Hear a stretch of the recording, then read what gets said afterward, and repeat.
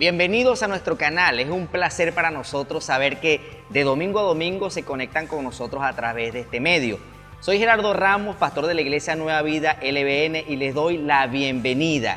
Y quiero invitarles que nos acompañen una serie de domingos donde vamos a compartir con ustedes un tema que hemos titulado Cuando tu mundo cambia. Estoy seguro de que va a ser un tema que va a ayudarles en su crecimiento personal. Pero quiero pedirte algo antes de esto. Este espacio, este tiempo que vas a estar allí en casa, dedícalo a concentrarte en la música, adorando al Señor y también escuchando el mensaje. Aparta lo cotidiano de tu vida y decídete a aprender. Así que vamos a adorar al Señor a través de la música con nuestro grupo de adoración.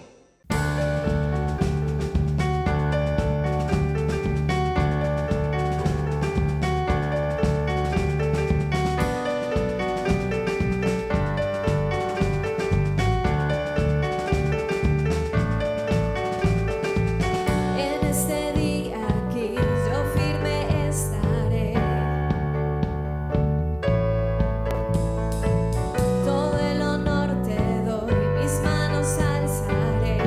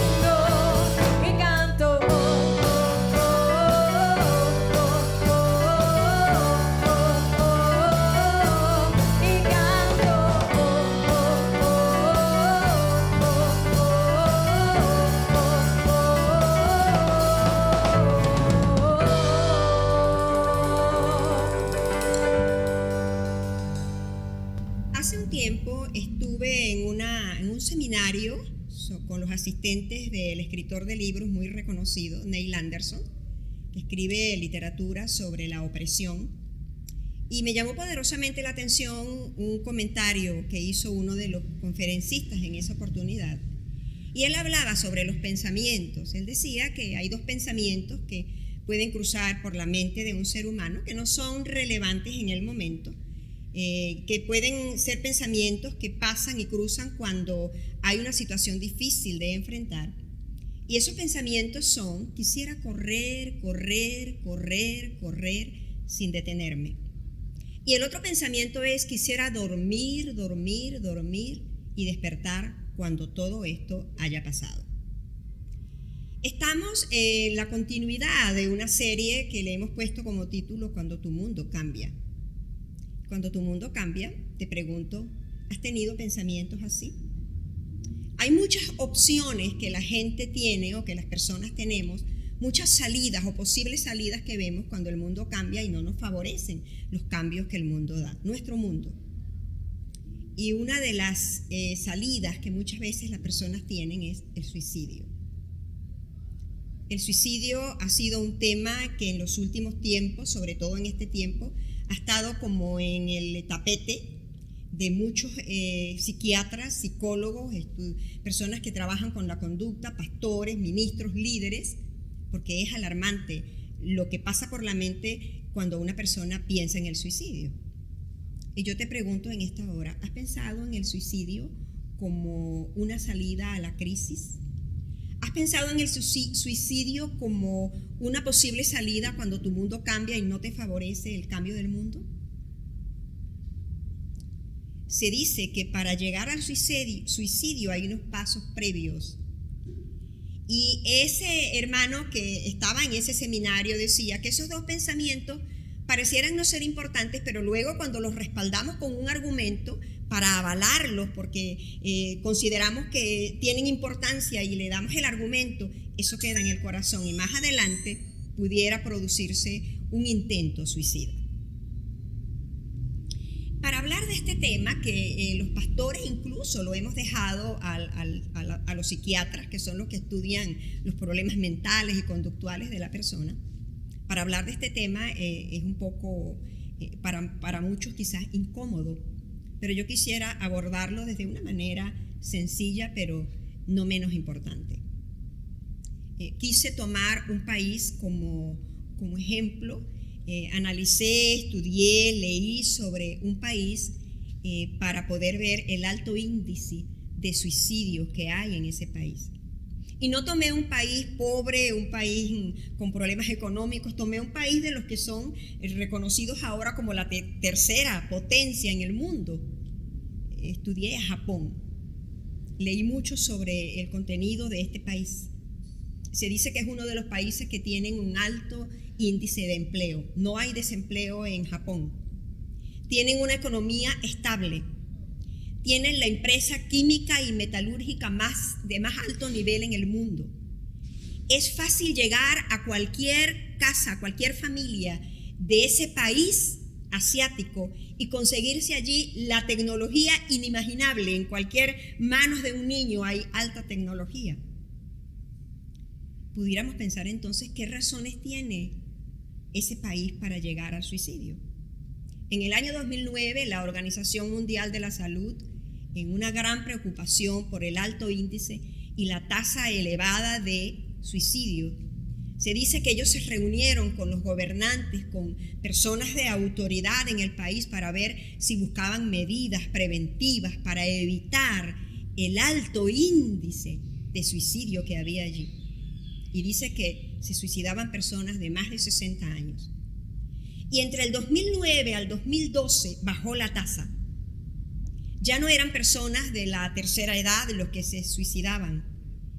El alto índice de suicidio quedó entre niños y adolescentes. Y yo leí el documento y yo decía, ¿niños?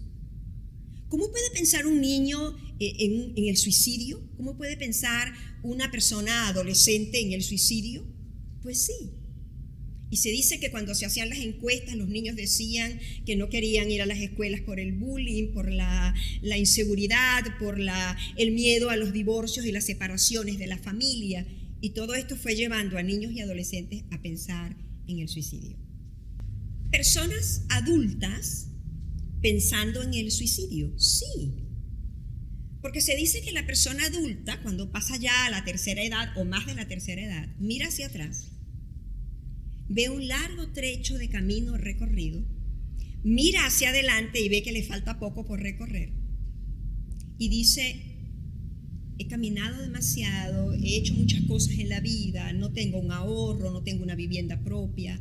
Si es una persona viuda o una mujer o un hombre, o que los hijos se hayan ido del país, o que la situación de la crisis actual lo envolvió en una depresión, y mira hacia atrás y vea que ha caminado mucho y le falta poco por caminar, puede pensar en el suicidio como un argumento válido para él. En cambio, el niño y el joven pueden pensar en mirar hacia atrás, he recorrido muy poco, pero cuando miro hacia adelante me queda mucho camino por recorrer, pero no puedo terminar la carrera que quiero, no puedo estudiar lo que quiero, no puedo hacer lo que quiero, no puedo viajar a donde quiero, se me ve todo más difícil, mis padres no me pueden ayudar económicamente para terminar la carrera que quiero estudiar, los sueños los engaveto, los proyectos los engaveto, prefiero entonces ir al suicidio. Y es muy lamentable que en este tiempo países como Japón, como Rusia, tengan altos índices de suicidio. ¿Y qué de nuestro país? La Organización Mundial de la Salud ha dicho que de los países latinoamericanos, Venezuela tiene mucho porcentaje de suicidio por las crisis que estamos viviendo, porque es un país que ha venido de crisis en crisis y la gente no ha podido resolverlo. ¿Qué dice la Biblia en relación a eso? ¿Hay algún punto importante en la Biblia que nos pueda dar una luz en medio de esta oscuridad? Porque se dice que las personas que piensan en el suicidio tienen una vista de túnel, solamente ven oscuro, no ven salida, ven que están atrapados en un mundo donde no ven salida, no ven nada, no oyen nada, no tienen a nadie, pasan por una etapa desértica y no piensan que al final del túnel hay una luz. Yo quiero ir a un relato bíblico en esta mañana porque quiero darles una palabra de esperanza si estás pasando por algún momento difícil en esta etapa de tu vida y tu mundo ha cambiado y estás como ofuscado y tienes argumentos que avalan esos pensamientos que han pasado por tu mente, argumentos como el que les dije, he vivido tanto, ya no tengo nada más que hacer, le pongo fin a esto. O he vivido poco, me falta mucho por vivir, le pongo fin a esto. Esos serían argumentos quizás muy válidos para el que intenta suicidarse. Sin embargo, yo los voy a llevar a un relato bíblico muy interesante. Y quiero leerles acá en el libro de Hechos, capítulo 16, versículos 22 en adelante, dice: enseguida se formó una turba contra Pablo y Silas, y los funcionarios de la ciudad ordenaron que les quitaran la ropa y los golpearan con varas de madera. Los golpearon severamente y después los metieron en la cárcel. Le ordenaron al carcelero que se asegurara de que no escaparan. Así que el carcelero los puso en el calabozo de más adentro y les sujetó los pies a un cepo. Alrededor de la medianoche, Pablo y Silas estaban orando y cantando himnos a Dios, y los demás prisioneros escuchaban. De repente hubo un gran terremoto y la cárcel se sacudió hasta sus cimientos. Al instante todas las puertas se abrieron de golpe, y a todos los prisioneros se les cayeron las cadenas. El carcelero se despertó y vio las puertas abiertas de par en par y dio por sentado que los prisioneros se habían escapado, por lo que sacó su espada para matarse. Pero Pablo le gritó: detente, no te mates, estamos todos aquí. El carcelero pidió una luz y corrió al calabozo, cayó temblando ante Pablo y Silas. Después los sacó y les preguntó: señores, ¿qué debo hacer para ser salvo? Ellos le contestaron: cree en el Señor Jesús y serás salvo junto con todos los de tu casa. Le presentaron la palabra del Señor tanto a él como a todos los que vivían en su casa. Aún a esa hora de la noche el carcelero los atendió y les lavó las heridas. Enseguida ellos lo bautizaron a él y a todos los de su casa. El carcelero los llevó adentro de su casa y les dio de comer, y tanto él como los de su casa se alegraron porque todos habían creído en Dios. Quiero comentar un poquito lo que había pasado previo a esto. Pablo y Silas los conocemos como hombres predicadores del Evangelio. Pablo viene de una historia que todos lo conocemos como un hombre que había matado a mucha gente cristiana. Y ahora él predicaba de ese Jesús, con quien él había tenido un encuentro y había sido transformada su vida. Y llega a Filipos, que era una comunidad romana. Y llega allí a predicar, pero había una joven que lo seguía. Esa joven tenía un espíritu de adivinación. Y habían personas que eran dueños de esa chica y la ponían a adivinarle el futuro a mucha gente, pero tenían un lucro con eso. Y dice que la chica seguía a Pablo y a Silas, y Pablo en el nombre de Jesús decidió sacar el demonio de la muchacha, y la muchacha quedó libre. Y los dueños de la muchacha, los que se lucraban con eso, se pusieron muy furiosos y deciden llevar a Pablo y a Silas para que fuesen juzgados. No todo quedó allí. Los desnudaron. Les dieron más de 100 azotes en su cuerpo. Su cuerpo estaba totalmente destrozado por los azotes que les dieron. Y de paso llaman al carcelero, al custodio de la cárcel, para que los metiese en el calabozo más escondido, en el calabozo más sucio, más inmundo que pudiera haber en ese lugar. El calabozo más oscuro. Y ellos llegaron allí porque el custodio los llevó hasta ese lugar. Dice la Biblia que ellos, Pablo y Silas, cantaban. Tenían tanta esperanza de que Dios estaba con ellos, que ellos cantaban, alababan a Dios y oraban, y los otros presos los escuchaban. Pero algo interesante, los otros presos los escuchaban, pero el custodio, el carcelero, estaba dormido. No había oído las canciones, ni lo que ellos hacían, ni las oraciones que ellos hacían, porque seguramente el cansancio lo llevó a dormir. Pero Dios, que tiene estrategias, cuando quiere liberar a alguien, o cuando quiere que alguien venga y le conozca, cuando quiere que la libertad llegue a una persona, Dios tiene todas las estrategias en sus manos para lograrlo. Y envió un terremoto, un movimiento de tierra que dice que los cimientos de la cárcel se movieron y las cadenas con que ellos estaban sujetos se soltaron. Era tan difícil la situación de ellos que ellos estaban sujetos a un cepo, que era algo donde ellos estaban parados firmes y no podían moverse, pero dice que se les encalambraban las piernas, estaban golpeados, estaban en una condición donde su mundo había cambiado, pero ellos le buscaron el lado positivo al cambio del mundo. Pero en un momentico así, cuando el terremoto se da, el mundo le cambia al carcelero, al que custodiaba a los presos. Y ¿saben algo interesante? De la vida de esos presos, el que todos estuviesen en la cárcel dependía la vida del carcelero. Si un preso se escapaba, a él lo mataban. El imperio romano era fuerte en esto y él trabajaba para los romanos, para el imperio. Y él tenía que estar en constante vigilancia que ningún preso se escapara. De tal manera que cuando el terremoto se da y los cimientos de la cárcel se mueven y él se despierta y reacciona y se da cuenta que todas las puertas de la cárcel estaban abiertas, que los presos, ninguno, las cadenas estaban allí en el lugar, ningún preso estaba con las cadenas colocadas, saca la espada para suicidarse. Y Pablo y Silas, en medio de toda su crisis allí, en todo su momento difícil, se dan cuenta que el carcelero se quiere suicidar. Y le gritan: no lo hagas. Todos estamos aquí, ninguno se ha movido. No lo hagas, todos estamos aquí, ninguno se ha movido. Y dice que el carcelero se estaba despertando y pide luz y llega hasta el calabozo donde Pablo y Silas estaban. Se postra a los pies de Pablo y hace una pregunta. Esa pregunta pudieras hacerla tú en medio de una crisis. en medio de que cuando tu mundo cambia y te ves entre la espada y la pared, te ves con la soga al cuello, te ves con el agua al cuello, te ves con que ya tu vida no tiene sentido, te ves con que ya la vida no tiene propósito, que estás a punto de colgar la toalla, que estás a punto de lanzarte por el precipicio, que así como el carcelero ves que ya no hay salida. Y el carcelero dijo una pregunta importante: Señores, ¿qué hago yo para ser salvo?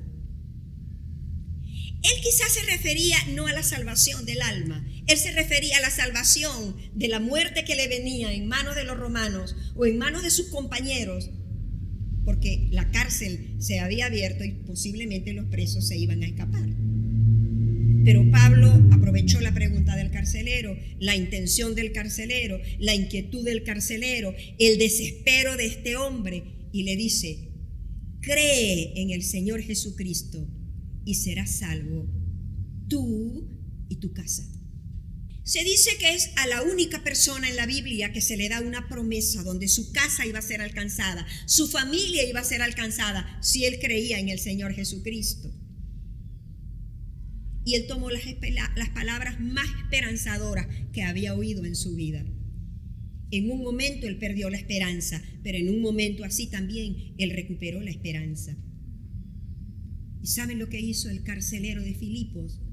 Postrado a los pies de los discípulos, los levanta, se los lleva a su casa. Era la medianoche. En la medianoche lavó las heridas. No eran las heridas de los pies por las cadenas, no eran las heridas de las manos por las cadenas, eran las heridas de todo el cuerpo porque ellos venían de ser azotados.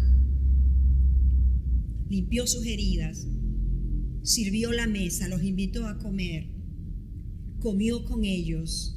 Ellos le presentaron el mensaje esperanzador de Jesucristo. Toda la familia del carcelero creyó en el Señor. Y en esa misma hora, en la madrugada seguramente, con el agua fría de aquella madrugada, ellos son bautizados. Y él retorna con ellos a la cárcel. Y la historia dice que el carcelero, ya habiendo conocido a Cristo, ya habiendo hecho una acción de servicio con estos hombres, llega a la cárcel con ellos lleno de esperanza. Yo te pregunto en esta hora, ¿has perdido la esperanza? ¿Sabes que el principal motivo por lo que la gente piensa en el suicidio es cuando ya ven que no hay esperanza? ¿Ven todo oscuro? Y yo les decía al principio de dos pensamientos que parecen irrelevantes, que cruzan la mente de la persona, que pasan como un pajarito, pasó por la mente, pero no hizo nido, no hizo nada. No hizo ni siquiera eco, pero pasó por la mente. Quiero dormirme y no despertar más. Quiero correr, correr, correr sin detenerme. Pero cuando eso tú lo sumas al argumento, de allí a pensar en una pistola, a pensar en un chopo, que es un arma de fabricación casera, a pensar en el amigo que tiene una escopeta y te la puede prestar, o a pensar en una soga, en cómo tú puedes hacer una soga, o pensar en un frasco de pastillas para ingerirlas. Y ya no solamente eso, ya el pensamiento va cobrando más fuerza. Piensas y agarras la pistola o agarras la escopeta y ves cómo se puede cargar, cómo se puede apretar el gatillo, y la tocas y la palpas y la tienes cerca tuyo. Y ya no solamente es que miras la soga, sino que ves el techo, ves la ventana, ves la posibilidad donde la puedes poner para terminar con tu vida. O ves el frasco de pastillas y ves cuántas pastillas tiene y cuán importante podría ser para ti tenerlas en tu mano para quitarte la vida. ¿Te fijas cómo un pensamiento irrelevante empieza a cobrar fuerza con un argumento y de allí a suicidarse la persona está a escasos pasos? Te vuelvo a hacer la pregunta. ¿Has tenido un pensamiento suicida en esta crisis? Usted me dirá, pastora, Japón es un país muy lejos, Rusia es un país muy lejano, pero estamos en Venezuela. Y Venezuela está atravesando una fuerte crisis en muchos sentidos. Qué importante es que yo pueda decirte en esta mañana, como le dijeron ellos al carcelero: no lo hagas, todos estamos aquí. Y yo te puedo decir en esta hora, no lo hagas, aquí estamos, aquí estaremos como iglesia, Aquí estaremos, quizás no somos psiquiatras ni psicólogos, pero aquí estaremos como pastores, como líderes, como personas que podemos darte la mano, escucharte, tenderte la mano y decirte que en Jesucristo hay esperanza. Porque Jesucristo dijo, yo he venido para que tengas vida y la tengas en abundancia. Él murió para que nosotros pudiésemos disfrutar una vida plena en esta tierra, aún cuando nuestro mundo haya cambiado y no esté a nuestro favor. Yo quiero en esta mañana hacer una oración, porque no sé cuántos de ustedes están oyendo esta palabra y pudieran estar inquietos, movidos. No sé cuántos de ustedes han tenido ese pensamiento y otros más direccionados hacia la respuesta del suicidio para la salida de la crisis que estás viviendo. Y te diré y te repito lo que dijo Pablo, aquí estamos, no lo hagas. Te presentamos a Jesucristo como la salida y la solución, porque da esperanza. ¿Qué tal si allí en tu corazón, si ese pensamiento ha estado, puedes unirte a mí en esta oración? ¿Qué tal si pones tu mano en tu corazón o tu mano en tu cabeza donde esos pensamientos están y no te dan vueltas y son pensamientos obsesivos, repetitivos, que te hacen quitar el sueño y te cargan aturdido, caminando con aturdimiento? ¿Por qué no te unes a mí en esta oración, en esta mañana? Padre Celestial, te damos gracias por la vida que tú nos has dado y porque nos has dado la capacidad de administrarla, de cuidarla, de vivirla plenamente para ti. Pero yo en esta hora quiero unirme a muchas personas que seguramente están luchando entre seguir viviendo o morir, entre seguir viviendo y pensar en la opción de un suicidio, de darle un alto a la vida, porque se les está haciendo sumamente difícil el cambio que el mundo ha dado. Y no hay esperanza. Te pido, Señor, que en esta hora tú puedas llegar a cada corazón. Tú puedes llegar a cada mente donde están esos pensamientos que están haciendo mucho ruido y mucho daño. Tú puedes llegar al corazón donde es la fuente que la Biblia dice que la abundancia del corazón habla la boca. Y del corazón están almacenados esos pensamientos donde más adelante pudieran decirse y luego hacer la acción. En el nombre de Jesucristo nosotros nos unimos en esta oración para decirle a cada persona que Jesucristo es la esperanza, que Jesucristo es la esperanza, que cuando nos conocemos a Jesús, nuestra vida tiene un cambio. Te pido, Señor, que cada persona en esta hora pueda estar haciendo esta oración y diciéndote, Señor, te entrego mi vida, te entrego mis pensamientos, te entrego mi corazón, ayúdame. Y que nosotros estemos aquí siempre para dar la mano amiga en el momento de la emergencia y la necesidad. Ayúdanos, Señor, capacítanos, Señor, para atender a cuanta persona llegue a nuestras manos con decisiones que no son las correctas delante de ti. Te lo pido en el nombre de Jesús y en Él te doy gracias. Amén.